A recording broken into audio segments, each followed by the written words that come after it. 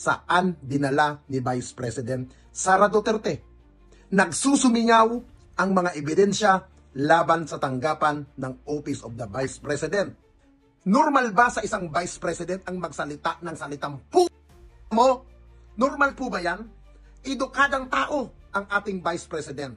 Kung murahin niya si Pangulong Marcos, kung murahin niya si First Lady na hindi naman siya kinakante, talaga bang totoo na yan talaga ang ugali nyo? Pag ang tao hindi nyo kahawak sa leeg, pag hindi nyo kakampi at alam nyo nagiging tinik sa inyo, pukin ang ina ninyo, pinapapatay ninyo? Ha? Ay, isang mapagpalang araw po sa ating lahat, mga kaibigan. Ngayong araw ng Sunday. Alam niyo po, mga kaibigan, nakakalungkot isipin.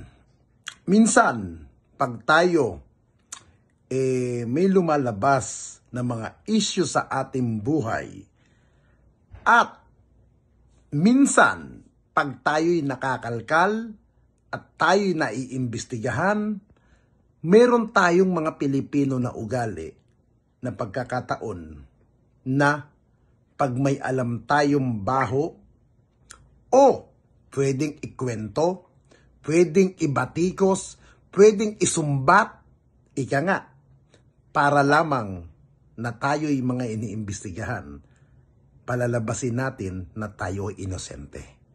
Tayo ay malinis at sila ang madudumi. Ganyan ang nakikita ko kay Vice President Sara Duterte. First of all, mga kababayan, sino ba ang nalalagay sa alanganin? Sino ba ang nalalagay sa investigasyon? Mayroon mga akusasyon ngayon si Vice President laban kay First Lady Lisa Araneta Marcos at kay House Speaker Martin Romualdez. Alam niyo po, dalawa lang ang nakikita ko rito. Para maligtas ang ating Vice President, kailangan niyang gumawa ng issue. Kailangan niyang gumawa ng dead bird or taktika para makalabas na siya ay mabango, siya ay malinis, at kung kinakailangan, gagalingan ang drama, gagalingan ang acting. Yan ang ginagawa ni Vice President. Simple lang, mga kaibigan, ang issue dito. Ano ba ang issue? Confidential file. Confidential fund saan dinala ni Vice President Sara Duterte. Nagsusumingaw ang mga ebidensya laban sa tanggapan ng Office of the Vice President. At ngayon, hindi na mapigil, hindi na maawat ang paglutang ng katotohanan kung saan napupunta ang pera, kaya hindi natin masisisi si Vice President Sara Duterte dahil po siya ay undugagana, siya po ay tarantana, at siya po ay naguguluhan na dahil alanganin na siya. Kaya po ngayon, kung ano-anong mga taktika at kung ano-anong mga akusasyon ang inilalabas niya laban sa First Family para lamang maikubli niya ang tunay niyang ginawang pagkakasala. Ganyan ang ginagawa ng ating Vice President.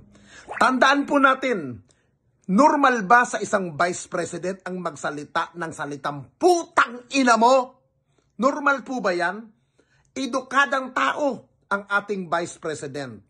Kung murahin niya si Pangulong Marcos, kung murahin niya si First Lady na hindi naman siya kinakante, hindi naman siya pinakikialaman, nagkataon lamang ang ating First Lady na si First Lady Lisa Araneta Marcos nagsalita lang ng kanyang saloobin.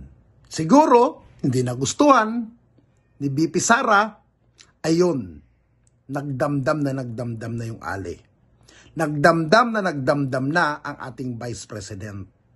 At ngayon, kinaiinggitan niya si First Lady. Kung ano-anong mga pinagsasabi niya na gusto niya atang sirain ang buhay mag-asawa ng ating First Family. Ito ang problema kay VP Sara. Sinasabi mo, mali ang mga akusasyon laban sa iyo. Sinasabi mo, sinisiraan ka ni House Speaker Martin Romualdez. Yan ang mga akusasyon mo. Pero, ano ang ginagawa mo, putang ina mo, na VP Presidente ka? Umatin ka ba? Nag-oath ka ba? Nagsalita ka ba? In-explain mo ba kung saan mo dinala ang pera na nakalaan sa tanggapan mo bilang confidential fund? Hindi mo ginawa. Bagkos, puro ka kuda sa media. Anong akala mo? Ikaw lang ang marunong magmura ng putang ina? Ikaw?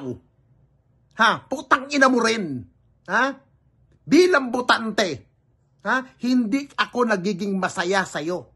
Tandaan mo, nagiging luka-luka ka na, hindi mo kaya pamunuan ng national. Mas bagay sa'yo ang local. Totally. Sa Davao nga, ang daming issue rin laban sa inyo. Di ba? Ang laki din ng confidential fund.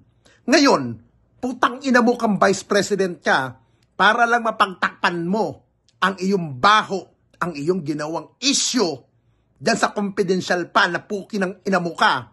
Gumagawa ka ng mga derbert na taktika para pagtakpan ang kagagahan mong hayop ka. Ngayon, magbabanta ka na ipapapatay mo ang Pangulo, ipapapatay mo si First Lady Lisa Araneta Marcos, at ang House Speaker of the House, ipagbabanta mo, ipagpapatay. Dahil, bakit? Dahil gawain nyo ba? Talaga bang totoo na yan talaga ang ugali nyo? Pag ang tao hindi nyo kahawak sa leeg, pag hindi nyo kakampi at alam nyo nagiging tinik sa inyo, puki ng ina ninyo, pinapapatay ninyo. Ha? Ganyan kayo, kawalang hiya. Ganito ba ugali mo? Ha? Pag ikaw, alam mo, nalalagay ka sa alanganin, alam mo, nagiging tinik sa lalamunan mo, ganito ka ba magbanta sa mga kalaban mo? Ha? Yung parang aso na ipapapatay mo? Ganyan ba? Tama ang sinabi ni Liz Cañas. Kung magpapatay ang ama mo, ay ganun-ganun na lamang? Huwag kang mag-alala, ma'am, sa security ko. Kasi may kinausap na ako na tao. Sinabi ko sa kanya, kapag pinatay ako, patayin mo si BBM, si Lisa Araneta, at si Martin Romualdez. No joke. No joke. Nagbilin na ako, ma'am. Pag namatay ako, sabi ko, huwag ka tumigil hanggang hindi mo mapatay sila. And then he said yes. Putang ina ninyong lahat. Martin Romualdez, Lisa Marcos, Bongbong Marcos.